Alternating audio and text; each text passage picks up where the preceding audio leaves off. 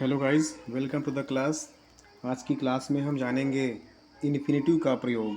Synthesis में infinitive का प्रयोग कैसे होता है, अर्थात सिंथेसिस ऑफ सेंटेंस करते समय इन्फिनेटिव का प्रयोग करके किस प्रकार से हम दो या दो से अधिक सेंटेंसेस को मिला करके सिंपल सेंटेंस बनाएंगे। तो इन्फिनेटिव कैसे बनता है गाइस, आज हम लोग जानेंगे। तो हेडिंग भी आप लोग कर सकते हैं, यूज़ ऑफ इन्फिनेटिव या by using infinitive. Guys, verb में टू जोड़कर इन्फिनेटिव बनाते हैं। उद्देश्य या फल दिखाने वाले फाइनाइट वर्ब को इन्फिनेटिव में बदलते हैं। एक शब्द यहाँ पर आ रहा है फाइनाइट वर्ब, जानना ज़रूरी है। फाइनाइट वर्ब देख रहे हैं आप लोग, एक शब्द यहाँ पर आया हुआ है फाइनाइट वर्ब। गाइस, वर्ब कितने प्रकार के होते हैं? वर्ब दो प्रकार के होते हैं। कौन कौन से होते हैं? फाइनाइट वर्ब और नॉन फाइनाइट वर्ब।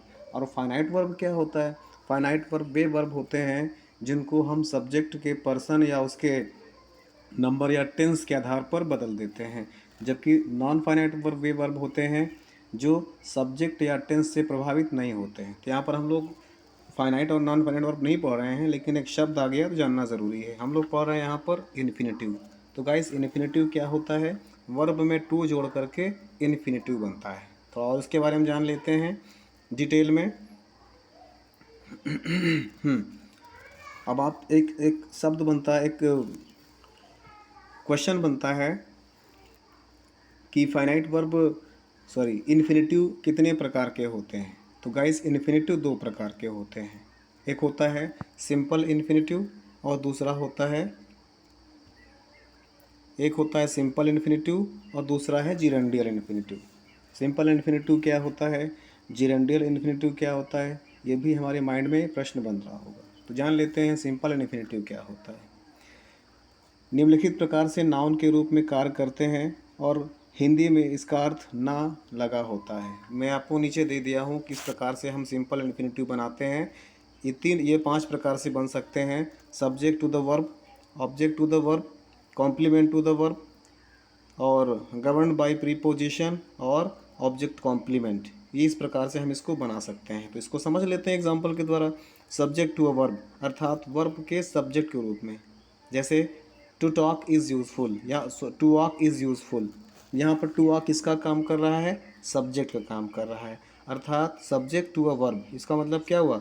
एक वर्ब के सब्जेक्ट के रूप में हम इन्फिनेटिव का प्रयोग कर सकते हैं। यहाँ पर टू वॉक क्या है? इन्फिनेटिव है। किसके रूप में प्रयोग हुआ है? सब्जेक्ट के रूप में प्रयोग हुआ है। उसी प्रकार से दूसरा है object to the verb, verb के ऑब्जेक्ट के रूप में, जैसे I like to read poems. I like to read, यहाँ पर टू रीड क्या है? ऑब्जेक्ट के रूप में काम कर रहा है। तो इस प्रकार से इन्फिनेटिव का प्रयोग हम लोग सब्जेक्ट के रूप में कर सकते हैं, ऑब्जेक्ट के रूप में कर सकते हैं। और कॉम्प्लीमेंट टू द वर्ब, एक वर्ब के कॉम्प्लीमेंट के रूप में भी हम इन्फिनेटिव का प्रयोग कर सकते हैं। कैसे? जैसे her habit is to sing daily. Her habit is to sing daily. यहाँ पर टू सिंग क्या है? हमारा एक प्रकार से कॉम्प्लीमेंट का काम कर रहा है। कॉम्प्लीमेंट क्या होता है? पूरक, अर्थात सेंटेंस के अर्थ को पूरा करने को कॉम्प्लीमेंट कहते हैं। ऐसे शब्द या ग्रुप ऑफ वर्ड्स जो सेंटेंस के अर्थ को कंप्लीट करते हैं वो कॉम्प्लीमेंट कहलाते हैं, ठीक है ना। तो हम लोग इन्फिनेटिव का प्रयोग कॉम्प्लीमेंट के रूप में भी कर सकते हैं। इसके बाद नेक्स्ट नंबर आपका आता है गवर्न बाय द प्रीपोजिशन। इसमें हम प्रीपोजिशन का भी प्रयोग करके इन्फिनेटिव का, अर्थात इन्फिनेटिव के पहले टू का प्रयोग करते हैं और उसके पहले वर्ब के पहले टू का प्रयोग करके इन्फिनेटिव बनता है।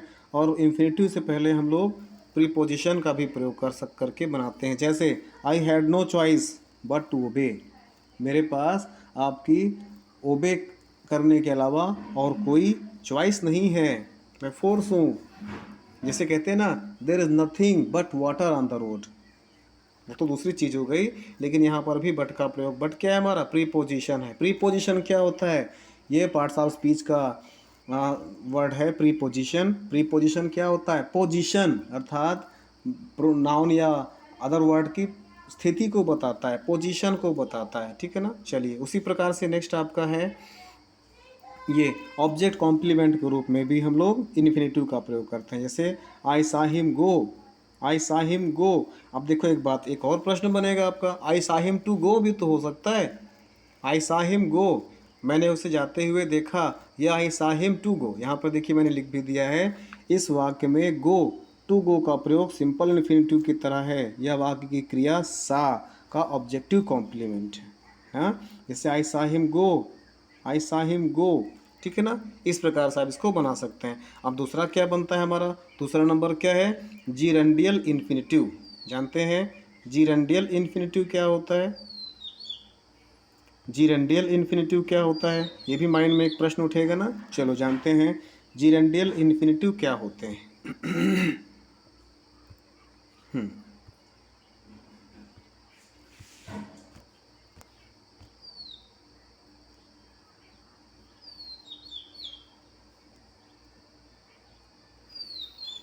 जीरेंडियल इन्फिनिटिव क्या होते हैं, एडजेक्टिव या एडवर्ब के रूप में कार्य करते हैं और हिंदी में अर्थ करने पर कर या करने के लिए अर्थ निकलता है। अर्थात जीरेंडियल इन्फिनिटिव जो है वो एडजेक्टिव या एडवर्ब के रूप में कार्य करते हैं सेंटेंस में, और इसका हिंदी में अर्थ निकालने पर कर या करने के लिए आता है। जैसे इसका भी एग्जाम्पल हमने दे रखा है, सामने लिखा है ही टुक अ नाइफ, उसने एक चाकू लिया। He wanted to kill the hen, वह हैन को मारना चाहता था। अब इसको कंबाइन करेंगे तो क्या हो जाएगा, he took a knife to kill the hen. यहाँ पर टू किल ये क्या है हमारा, एक प्रकार जीरेंडियल इन्फिनिटिव है, ठीक है ना, जीरेंडियल इन्फिनिटिव है। He took a knife to kill the hen. अब इसको हिंदी में अर्थ निकाल कर भी बना सकते हैं, जैसे ही टुक अ नाइफ, उसने एक चाकू लिया। He wanted to kill the hen, वो हैन को मारना चाहता था। तो हैन को मारने के लिए उसने एक चाकू लिया। He took a knife to kill the hen. उसी प्रकार से नेक्स्ट नंबर देखिए, जैसे लिखा हुआ है सेपरेट में है, he is very weak, he can not walk. He is very weak, वह बहुत कमज़ोर है। ही कैन नॉट वॉक, वो चल फिर नहीं सकता है। अब देखो इसको हम लोग बनाएंगे तो वो इतना कमज़ोर है कि चल फिर नहीं सकता, इतना too, he is too weak to walk. इस प्रकार से इसको बनाएंगे। हमारा किस प्रकार से बनेगा, जीरेंडियल इन्फिनिटिव से बनता है। एक और एग्जांपल देखिए, सामने लिखा हुआ है he wants to study, he has gone to Agra. He wants to study, वो स्टडी करना चाहता है। He has gone to Agra, और वो आगरा गया। तो किस लिए आगरा गया, वो पढ़ने के लिए आगरा गया। He has gone to Agra किसके लिए, टू स्टडी। यहाँ पर क्या हो जाएगा, he has gone to Agra to study. यहाँ पर टू स्टडी क्या है, जीरेंडियल इन्फिनिटिव है। नेक्स्ट एग्जांपल देखिए, एग्जांपल नंबर 4 कहता है I am leaving for Kolkata, मैं कोलकाता के लिए जा रहा हूँ। आई शैल लिव देयर, मैं वहीं पर रहूँगा। मैं कलकत्ता रहने के लिए जा रहा हूँ, ये होगा ना, I am living for Kolkata to live there. यहाँ पर टू लिव जीरेंडियल इन्फिनिटिव है। नेक्स्ट एग्जांपल समझिएगा ध्यान से, the book was very difficult, she could not understand.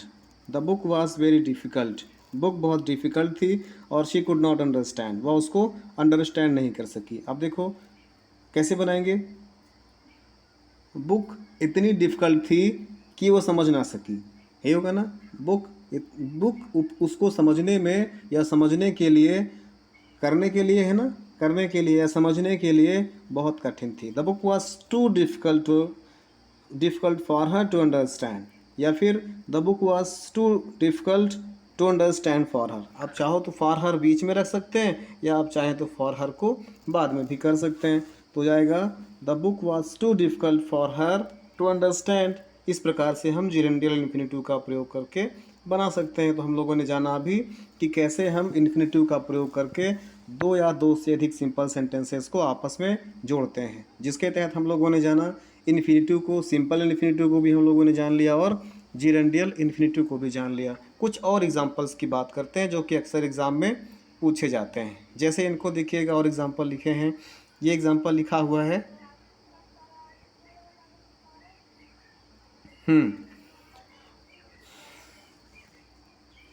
He wanted to educate hers. यहाँ से देखते हैं गड़बड़,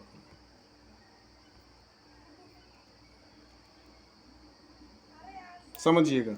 एग्जाम्पल लिखा हुआ है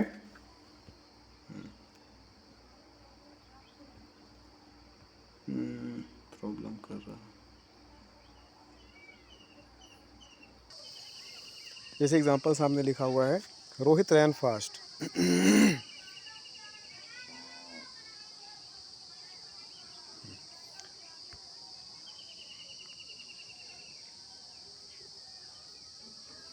Rohit ran fast, he wanted to get first prize. इसको ध्यान समझिएगा। रोहित तेज़ दौड़ा, वो प्रथम प्राइज़ जीतना चाहता था। तो आप इसको हिंदी में कैसे बना सकते हैं? रोहित फर्स्ट प्राइज़ जीतने के लिए तेज़ दौड़ा। इसको हम लोग इंग्लिश में लिख सकते हैं, Rohit ran fast to get first prize. उसी प्रकार से बी नंबर के एग्जांपल देखिएगा। Raj went to Delhi, he went there to see his sister. Ram या राज दिल्ली गया, he went there to see his sister. वो वहाँ अपनी सिस्टर से मिलने गया। तो आप इसको जोड़ सकते हो, राज अपनी सिस्टर से मिलने के लिए दिल्ली गया। Ram went to Delhi to see his sister. उसी प्रकार से और एग्जांपल देख लीजिए। सी नंबर में है, I went to educate, I wanted to या he wanted to educate his son, he sent him to America. देखिए, he wanted to educate his son, वह अपने पुत्र को शिक्षित करना चाहता था, और he sent him to America, उसने उसको अमेरिका भेजा। इन दोनों सेंटेंस को अगर आप आपस में जोड़ेंगे तो क्या बन जाएगा? उसने अपने पुत्र को शिक्षित करने के लिए अमेरिका भेजा। शिक्षित करने के लिए टू एजुकेट, क्या करने के लिए? शिक्षित करने के लिए। तो टू एजुकेट पूरा सेंटेंस बनाएंगे तो he sent his son to America to educate, या he sent his son to America to educate, या he sent his son to educate to America. ठीक है ना गाइस? उसी प्रकार से डी नंबर के एग्जांपल दिखेगा। I have some duties, I must perform them.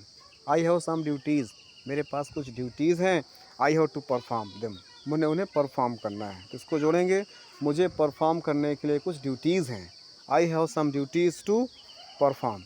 इसी प्रकार से ई नंबर में देखिएगा, I went to the station, my objective was to see off my sister.